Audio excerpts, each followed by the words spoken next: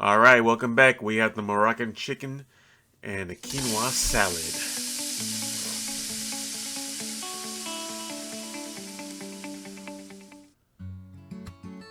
We're gonna jump right into it. We're gonna get that mallet and we're gonna beat our meat to make sure that our chicken breast is nice and flat and even out. I did this because I like my chicken breast to cook evenly because there's some uneven parts to it. And when I'm done with it, it'll all be done at the same time. Now, as I'm talking, we gotta make this marinade for the chicken breast, right? So, as you see there, we have the olive oil, lemon juice, garlic, fresh ginger, cumin, coriander, paprika, cinnamon, turmeric, and cilantro. We're gonna get that a good whisk. After you whisk it up, add the cilantro and like the video. Subscribe if you want to be notified for other videos coming up. Alright, now we're going to add the marinade that we just created. We're going to put it on top of our flattened chicken breast. And we're going to take the best tool in the kitchen, which is our hands. And we're going to make sure that every inch of that chicken is marinated. Go ahead and put it in the fridge for a couple hours. And let's make the quinoa. There we have the quinoa and we have the broth. We're going to bring that to a boil. Once we bring that, while we're cooking the quinoa, we're going to go ahead and prepare the walnuts. Alright. So for the walnuts, we have the tahini, we have coriander, cumin, and turmeric. We're going to mix that together, and we're going to toss in the walnuts. We're going to get our baking sheet, parchment paper, and add the walnuts to it. Spread it out, and we're going to put it in the oven for about 5 or 6 minutes just to toast it. And our quinoa looks about done.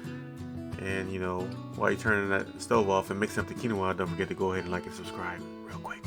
Alright, let's get that orange zest ready because we're going to make the dressing for the quinoa salad. Get a little bit of that orange zest and we're going to get a couple tablespoons of orange juice.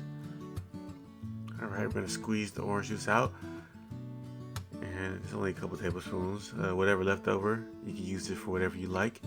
A little vitamin C. Never hurt anybody. Alright, so there's our orange and our walnuts are done. There's a black pepper and a cayenne pepper, olive oil, honey, garlic as well. Give that a good whisk because this is for our quinoa salad. We want all those flavors. There's a lot of ingredients in this recipe, but they all come together and it's all delicious. There's chopped dates. And our full ingredient list and how to make this is on the website, sageoftime.com. Alright, we're going to add our quinoa once the dressing for the quinoa is made. And we're going to mix it up together. Alright, don't cheat yourself. Make sure you mix it up right. We want every inch of that quinoa to be covered with that dressing.